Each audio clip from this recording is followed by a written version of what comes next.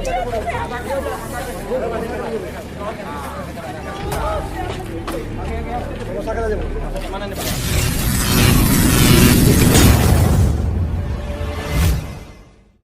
lupa like, comment, and subscribe.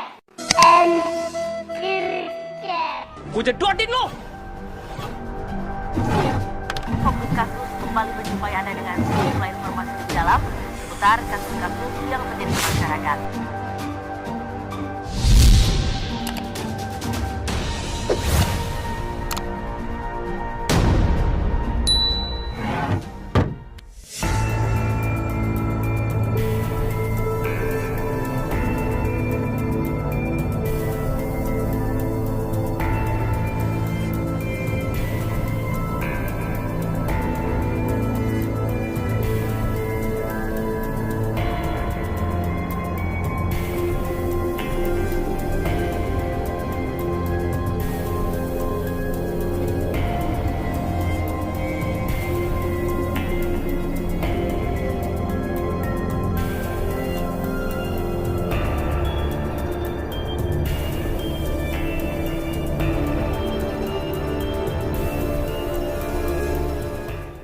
Kamar nomor 9 di Wisma Helvikona, Medan Tuntungan ini menjadi perhatian banyak orang.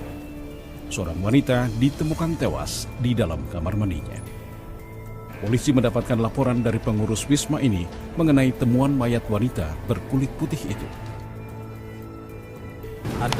Kita temukan seorang wanita ya, yang berada di kamar. Kemudian kami sudah berkoordinasi dengan pihak Idin Polrestabes dan Lapor Polda Sumut. Kita sudah melakukan olah TKP.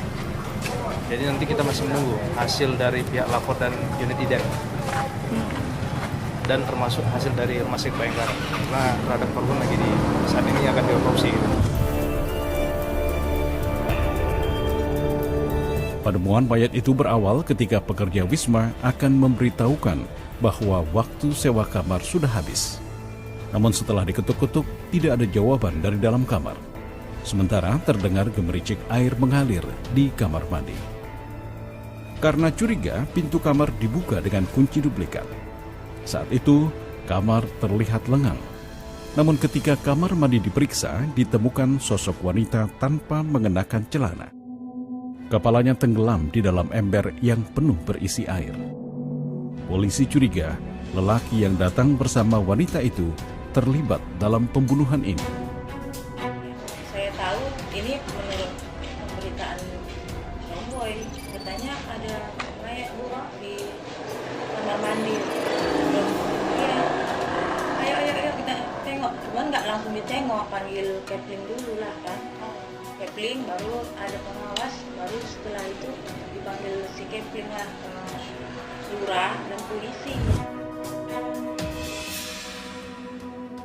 Dari penelusuran dokumen kependudukan, diketahui wanita itu bernama Almi Tania, alias Anita Aska, warga Jalan Bunga Asoka, Gang Amal, Kecamatan Sungkal, Medan.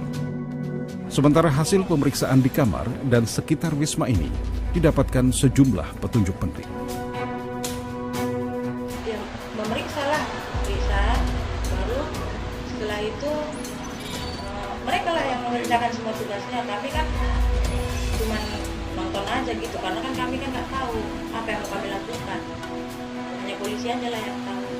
Di situ kita menemukan berbagai macam barang bukti dari pakaian korban. Kemudian kita juga menemukan beberapa sidik jari, kemudian sepeda motor korban, kemudian bercak darah dan lain-lain.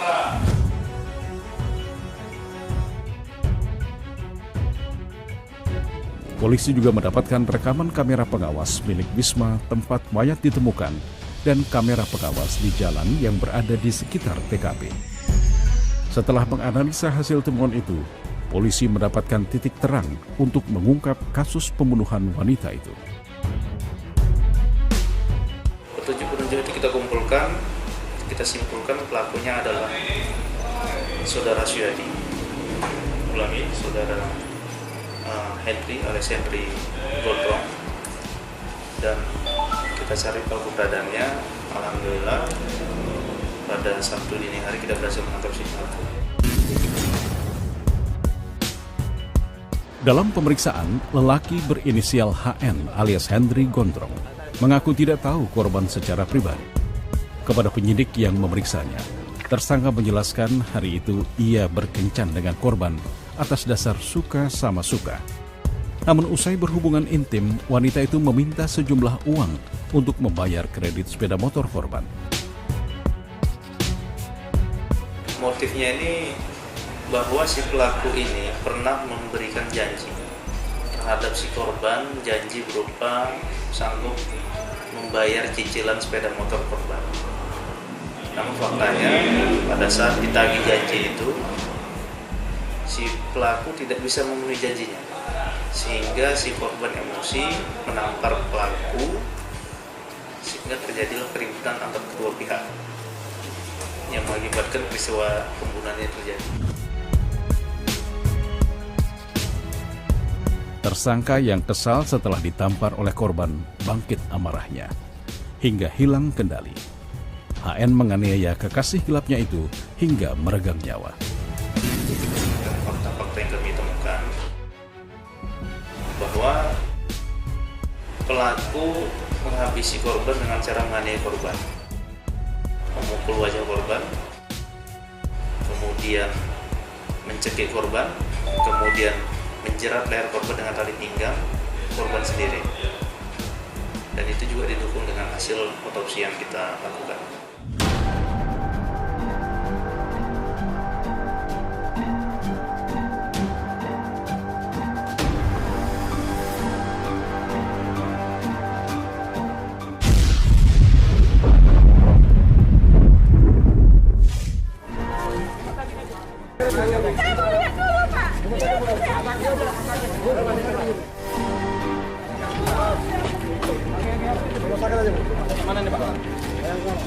Di awal penemuan mayat wanita itu, polisi kesulitan melacak identitas korban karena tidak ada jati diri di TKP.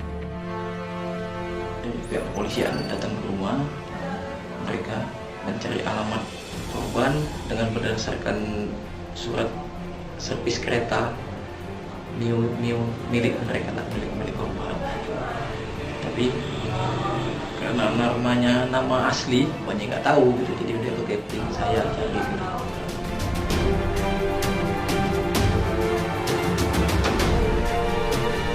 Korban di lingkungan tempat tinggalnya dikenal sebagai seorang pekerja keras. Begitu pula suaminya. Dia sehariannya bekerja di pabrik tempe di sebelah rumahnya. Sore kerja di bubur, jualan bubur di Setiabudi. Itu setahu saya.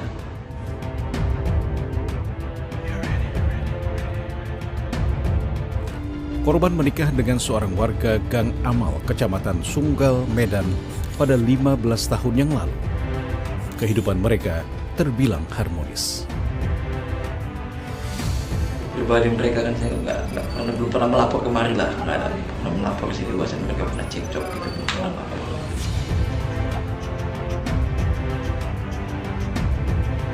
Korban juga dikenal sebagai orang yang ramah, namun cenderung tertutup. Warga setempat tidak menduga hidup korban akan berakhir tragis. Karena nggak yakin seperti ini, kejadian seperti ini kurang yakin kan, jadi nggak ada kondisi diam, pendiam deh. Dia tinggal dengan suaminya, anaknya 2, ya layaknya rumah tangga dengan keluarganya. Udah berapa lama tinggal? Sudah, kalau suaminya dari kecil di sini tinggal, dia kan ini dia tinggal di keluarga suami. Nah, jadi sebelum menikah langsung di sini tinggal terus.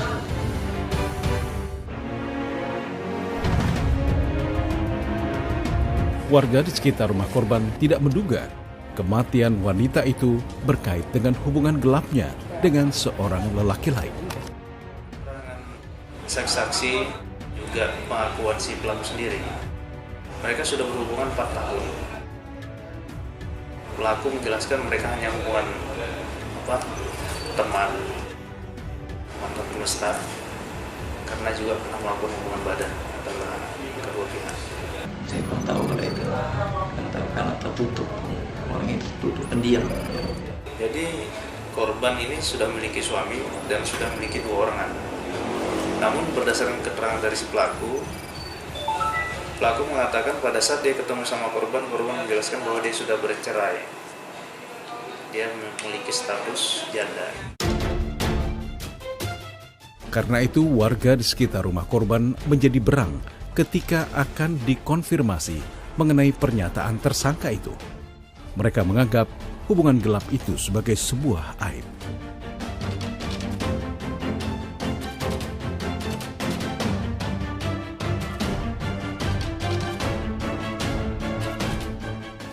Dalam pemeriksaan polisi, tersangka menandaskan dirinya tidak berencana untuk membunuh kekasihnya itu. Kendati ada barang berharga korban yang diambil, HN menyangkal dugaan dirinya mengambil paksa barang milik wanita beranak 2 itu. Dia ditemukan di dalam kamar hotel Helvikona, tepatnya di kamar mandi yang berada di dalam kamar tersebut, dengan posisi yang bersangkutan berada di dalam ember tempat penamuan air. Posisi kepalanya berada di dalam, kakinya berada di atas.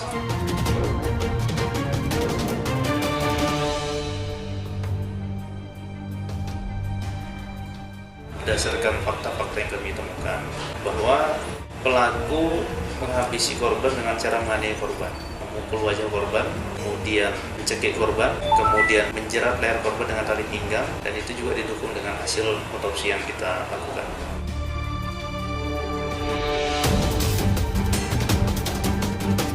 Penyelidikan polisi belum menemukan adanya pelaku lain yang membantu tersangka dalam kasus pembunuhan ini. Terhadap si tersangka, untuk saat ini kita kenakan pasal 338 KUH pidana, ancaman 15 tahun, dan 365 yang mengakibatkan korban meninggal dunia dengan ancaman 15 tahun.